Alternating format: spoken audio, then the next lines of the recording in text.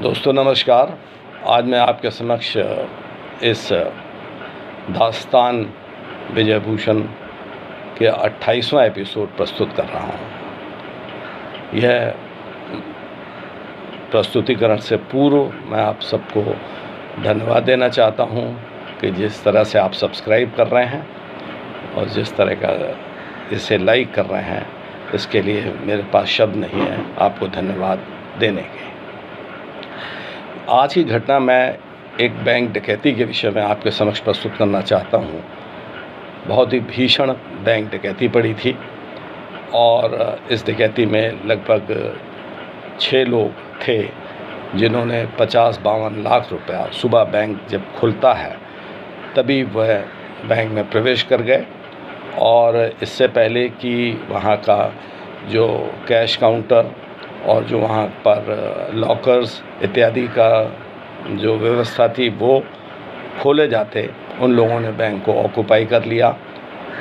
अंदर लगभग 6-8 के करीबन ग्राहक थे, उनको वहीं पर बंद कर दिया और बाहर जो गार्ड था उसको अंदर खींच लिया, उसके पैर पे गोली मार दी, उसकी बंदूक छीन ली।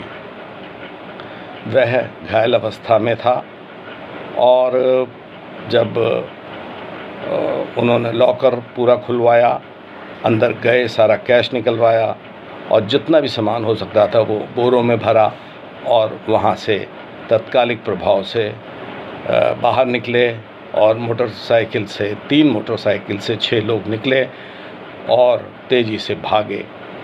लोग पीछे से चिल्लाने लगे, उन्होंने मोटरसाइकिल तेज़ बढ़ाई, काफ़ी पैसे सड़क पर गिरते गए और उनकी मोटरसाइकिल आगे बढ़ती गई और बाद में लगभग 2-2.5 लाख रुपया सड़क पर जो है जगह जगह से इकट्ठा किया गया था। कोई क्लू नहीं था क्योंकि गैंग के विषय में पता नहीं लग पा रहा था। प्रथम दृष्टया सारे बैंक स्टाफ से हमने बातचीत की, कुछ नहीं बता पाए। जितना भी वहाँ पर स्टाफ था वह नहीं बता पाया। उसके साथ ही जो लोग वहाँ अंदर ग्राहक थे वह भी कुछ बताने में अक्षम थे। घायल को हमने अस्पताल भेजा और यह भी बताना चाहूँगा कि वह उस गार्ड की जो डीबी बेल थी उसको भी उठा ले गए थे। उसके बाद पैसे का कैलकुलेशन शुरू हुआ। लगभग 52 लाख से कुछ अधिक रुपया निकल कर आया कि इतनी की डकैती पड़ी है। स्केच भी बनवाए, वहाँ से सारे फिंगरप्रिंट्स भी लिए। डॉग स्क्वाड बुलवाया गया, डॉग स्क्वाड भी काफ़ी आगे तक गया। एक करीब का रेलवे स्टेशन था, वहाँ तक डॉग स्क्वाड गया। उसके बाद डॉग जो है आगे नहीं निकल पाया तो वह भी अटेम्प्ट हमारा फेल हो गया। कई पुराने गैंग जो थे उनको खंगाला गया, टीम लगाई गई, मुझको टीम का नेतृत्व दिया गया और मैं पूरी तरीके से उसमें इन्वॉल्व हुआ अपने कुछ साथी अधिकारियों को लेकर के और छानबीन शुरू की। कई लोगों से पूछताछ की। कुछ बहुत ही महत्वपूर्ण जो मुखबिर खास थे उनको मामूर किया, उनको बुलाया। लोगों के पता लगाने की कौन जो सस्पेक्टेड हमारे हिसाब से हो सकते थे वह उनकी क्या लोकेशन थी। उसमें जो एक सस्पेक्टेड गहरा था उसको पता लगा कि वह तो जेल के अंदर था। बातें पता नहीं लग के दे रही थी। 10-12 दिन निकल गए। प्रेशर भी पड़ रहा था, पूछताछ भी हो रही थी। लगभग रोज़ समीक्षा होती थी। वरिष्ठ अधिकारी बुलाते थे, बैठाते थे, पूछते थे और क्या हुआ। इस बीच में एक मुखबिर ने एक ऐसी इन्फॉर्मेशन दी जो कि बड़ी कारगर सिद्ध हुई।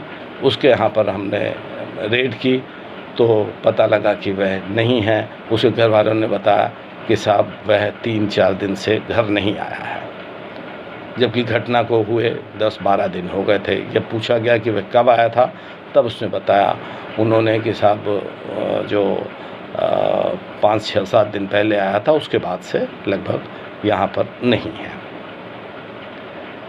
इन्फॉर्मेशन के लिए हम लगे रहे, सारे लोगों से पूछताछ करते रहे, रात दिन भूखे प्यासे घटना का खुलासा करने के लिए हम जो है उसमें अपनी टीम के साथ मशरूफ़ रहे।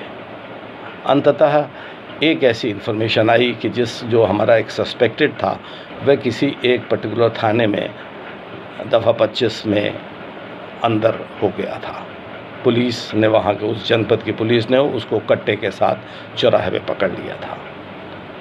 इस बात से जो है थोड़ा सा ये प्रकरण सॉलिड लगा कि आखिर दफ़ा 25 में ये कैसे पकड़ गया, चौराहे पर ये खड़ा था और पुलिस क्या चेक कर रही थी जो उसको पकड़ लिया। वहाँ पर जाके बात करी पुलिस से, पुलिस का कोई माकूल जवाब उस समय नहीं था, यही था कि हम सब चेक कर रहे थे। एक व्यक्ति विशेष दिखाई पड़ा, उसको बुला, उस वक्त कट्टा था। कुल मिला के बात यह निकल कर आई कि वह अपने आप को कट्टे के साथ पकड़वाना चाहता था और लोकल पुलिस वो समझ नहीं पाई और उसको कट्टे में दफ़ा 25 3/25 एक्ट के अंतर्गत जेल भेज दिया गया। कोर्ट से अनुमति प्राप्त की, जेल गए। जेल में उससे कुछ पूछताछ की, सारी बातें खंगाली, क्योंकि उससे पहले वहाँ की हमने SLID उतारी थी, जितने नंबर थे वो भी निकाले थे, उन सब से भी कोई चीज़ निकल कर नहीं स्पष्ट हो पा रही थी।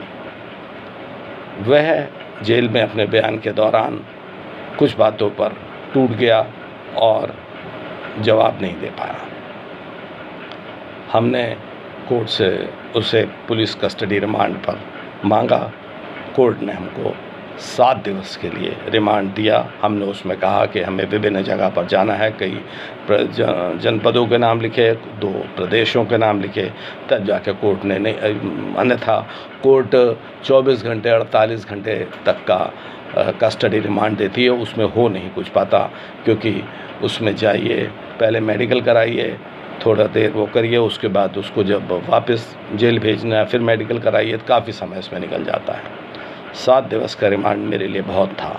मैं उसको लाया, मैंने उससे पूछताछ की, 3 दिन उससे मैं लगातार पूछताछ करता रहा और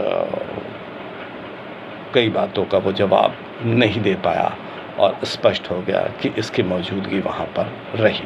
यदि भी कि वह कोई टेलीफोन प्रयोग नहीं करता था। उसने कहा कि साहब मैं टेलीफोन जो है विगत 2 वर्षों से इस्तेमाल नहीं कर रहा हूँ, क्योंकि कई बदमाश अब ऐसे हैं जिनको कि पता हो गया है कि टेलीफोन इस्तेमाल करना एक तरीके से ये है कि उनको पुलिस के द्वारा पकड़े जाने का अंदेशा हो जाता है और पुलिस को केस खोलने में आसानी होती है। फिर उसको हमने कस्टडी रिमांड के दौरान बात की, तब उसने हमें 5 व्यक्ति विशेष के नाम बताए कि किस प्रकार से उन्होंने घटना को ऐसे अंजाम दिया था। वो 9 बजे आके के बैंक के बाहर खड़ा हो गया था अपने अन्य 5 दोस्तों के साथ जो एकम्प्लिस थे, और जैसे ही बैंक का दरवाज़ा चपरासी ने खोला तभी वह लोग ग्राहक बन के अंदर चले गए। जब कैशियर और ब्रांच मैनेजर लगभग 9:30 बजे अंदर आए हैं और सब इंतजामात बैंक के अकाउंट्स इत्यादि खोलने के होने लगे, तभी उन्होंने जो है जब 7-8 ग्राहक भी अंदर आ चुके थे, गेट अंदर से बंद करके और घटना को अंजाम दिया था। फिर हमने रात दिन एक करके दबिश देनी शुरू की, एक के बाद एक, बिना खाए बिना पिए, कुछ बिना सोए। सही बात तो ये है कि बहुत मेहनत की गई थी। उसका अंदाज़ा उनको शब्दों से व्यर्थ बयान नहीं किया जा सकता कि उस केस में कितनी मेहनत लगी थी। और बाद में ये हुआ कि हमने वो 5+1 उनको हिरासत में लेकर निकलवाया। हमें लगभग 1-1.25 लाख रुपया, कम ज़रूर, लेकिन लगभग 50-51 लाख रुपया हमने बरामद किया, क्योंकि 2.5 लाख रुपया तो रास्ते में ही गिर गया था, उसको जोड़ के, और बाकी 47 लाख रुपये वहाँ से इन्होंने विभिन्न जगह पे जहाँ पर छुपा रखा था, किसी ने गाड़ रखा था, किसी ने कहीं अलमारी में रखा था, किसी ने किस प्रकार से, सारा कुछ बरामद किया गया। और सबसे इंटरेस्टिंग बात ये थी कि इन 6 लोगों का कोई आपराधिक रिकॉर्ड नहीं था, कभी इन्होंने कोई पहले किसी घटना को अंजाम नहीं दिया था। बहुत प्रशंसा मिली, बहुत लोगों ने अप्रिशिएट किया। कोर्ट के समक्ष उन बदमाशों को प्रस्तुत किया गया और प्रस्तुत करने के उपरांत उन्हें जेल भेजा गया और हमने इंश्योर किया हर तारीख पर हमारा वहाँ पहुँचना, उनके विरुद्ध बयान देना और ठोस गवाही देकर हमने उनको 2 साल के अंदर उस केस में सज़ा दिलाई। शासन ने, हमारे वरिष्ठ अधिकारियों ने बहुत ज़्यादा एप्रिशिएट किया और ये घटना खोले जाने के बाद एक बड़ा सेटिस्फेक्शन मिला कि लोगों की विश्वसनीयता हमारे प्रति, पुलिस विभाग के प्रति जागी। और एक तरीके से ये होता है कि कभी ऐसा शक हो जाता है कि बैंक की घटना में स्टाफ का हाथ हो, इस प्रकार की भी हमने क्योंकि पूछताछ की थी और लोगों को इंटरोगेट किया था, परंतु ऐसा कुछ नहीं निकला। तो यह घटना मैंने आपके समक्ष प्रस्तुत की। यह 28वां एपिसोड था और 29वां जल्दी आपके समक्ष में प्रस्तुत करूंगा, और इस आशय के साथ कि आप जिस प्रकार से सब्सक्राइब कर रहे हैं, लाइक कर रहे हैं, यही व्यवस्था बनाए रखिए।